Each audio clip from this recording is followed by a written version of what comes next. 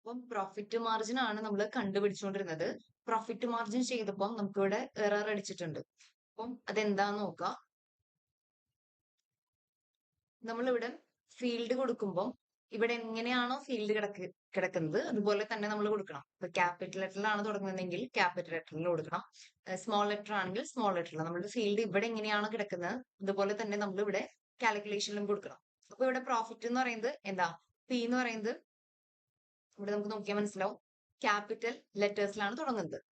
ഒന്നില്ലെങ്കിൽ ഇതിനെ ഡ്രാഗ് ചെയ്തിടുക, അല്ലെങ്കിൽ മാനുവലി ടൈപ്പ് ചെയ്താലും മതി. ടൈപ്പ് ചെയ്യുമ്പോൾ സ്പെല്ലിംഗ് കറക്റ്റ് നോക്കാം. ഓക്കെ, ദെൻ ഓക്കെ കൊടുക്കുക.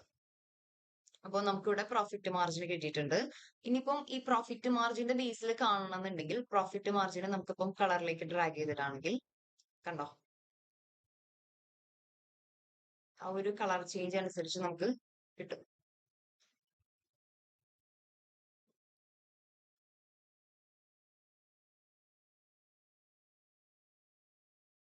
നെഗറ്റീവ്സും പോസിറ്റീവ്സും നമുക്ക് കാണാൻ പറ്റും. പ്രോഫിറ്റ് മാർജിൻ ആ കളറിന്റെ ബേസിൽ നമുക്ക് കാണാൻ പറ്റും.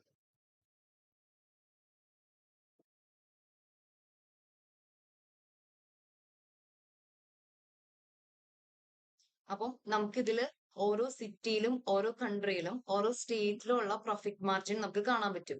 അപ്പം ഹൈറാർക്കി ക്രിയേറ്റ് ചെയ്തുകൊണ്ടാണ് നമുക്ക് അങ്ങനെ കാണാൻ പറ്റുന്നത്. ഓരോന്നിന്റെയും ഓരോ സ്ട്രക്ചർ ക്രിയേറ്റ് ചെയ്തതിന്റെയും നമുക്ക് കാണാൻ പറ്റും. ഇപ്പൊ പ്രോഫിറ്റ് ആണ് കാണുന്നുണ്ടെങ്കിൽ നമുക്ക് പ്രോഫിറ്റ് ചെന്ന് കളേഴ്സിലേക്ക് ട്രാക്ക് ചെയ്തിട്ടാണെങ്കിൽ നമുക്ക് പ്രോഫിറ്റ് കാണാൻ പറ്റും. ഓക്കെ, അപ്പം ഇങ്ങനെയാണ് ഒരു മാപ്പിന്റെ ഉള്ളിൽ ഹൈറാർക്കി ക്രിയേറ്റ് ചെയ്തിട്ട് ഒരു വാല്യൂവിനെ നമുക്ക് കാണാൻ പറ്റുന്നത്.